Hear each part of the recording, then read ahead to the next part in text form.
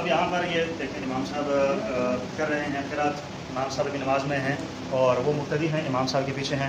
ان کی نماز امام کی عید الاضحیٰ کی نماز میں بالکل مطابقت ہو چکی ہے، ان کے لیے مشکل نہیں ہے. لیکن اب مشکل میرے لیے ہوگی کہ میں اب آیا ہوں، امام نے جو تکبیرات تھی 3 وہ کہہ دی ہیں. اب میں نماز میں شامل ہوں گا تو میں نے اپنی تکبیرات کیسے میں نے ادا کرنی ہے. تو اپنی نیت کر کے امام کے ساتھ نماز میں پہلے میں شامل ہو جاؤں گا اللہ اکبر کر کے. اب کچھ دیر یہاں پر رکنے کے بعد میں نے جو تکبیرات کہنی ہیں، اگرچہ امام اپنی قرات کر رہا ہے، امام اپنی قرات میں لگے ہوئے ہیں، ان کو اپنی جگہ پہ حالت پہ چھوڑ کے میں نے اپنی تکبیرات کہنی ہیں.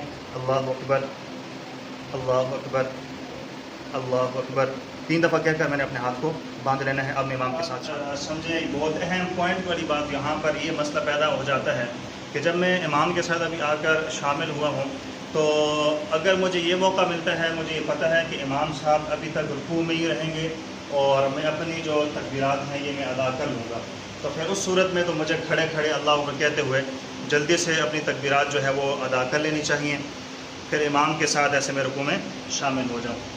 لیکن اگر مجھے اس بات کا غم ہے، اس بات کا ڈر ہے کہ میں اگر اپنی تکبیرات میں لگوں گا تو امام رکوع سے اٹھ جائے گا، تو پھر اس صورت میں مجھے حکم یہ ہے کہ میں فوراً سے اللہ اکبر کہتے ہوئے فوراً سے رکوع کے اندر میں چلا جاؤں. جب میں رکوع کے اندر چلا جاؤں گا، میری تکبیرات ابھی پیچھے بقایا ہیں، اب میں نے یہیں پر ہی اللہ اکبر 3 مرتبہ کہنا ہے. سبحان ربی العظیم میں نے بعد میں پڑھنا ہے، پہلے جو مجھ سے تکبیرات رہ چکی ہیں میں نے ان تکبیرات کو پہلے پڑھنا ہے. اللہ اکبر، اللہ اکبر، اللہ اکبر. اس کے اندر یہ بات یاد رہے کہ اس میں آپ نے ہاتھوں کو یہاں سے نہیں اٹھانا. جب رکوع کے اندر ہیں تو یہیں پر آپ نے ہاتھوں کو رکھنا ہے.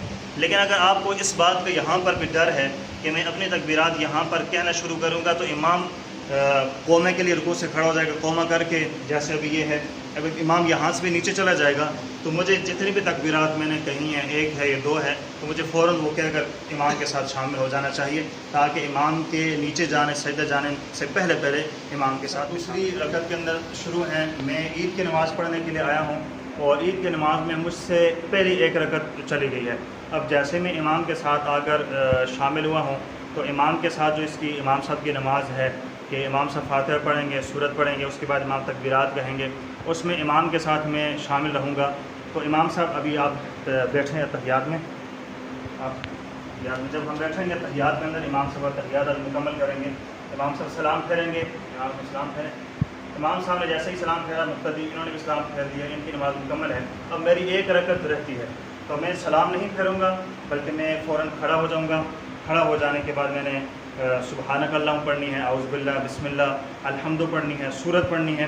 پھر اس کے بعد میں نے یہ تکبیرات جو زائد تکبیرات ہوتی ہیں میں نے یہ کہنی ہے، اللہ اکبر، اللہ اکبر، اللہ اکبر.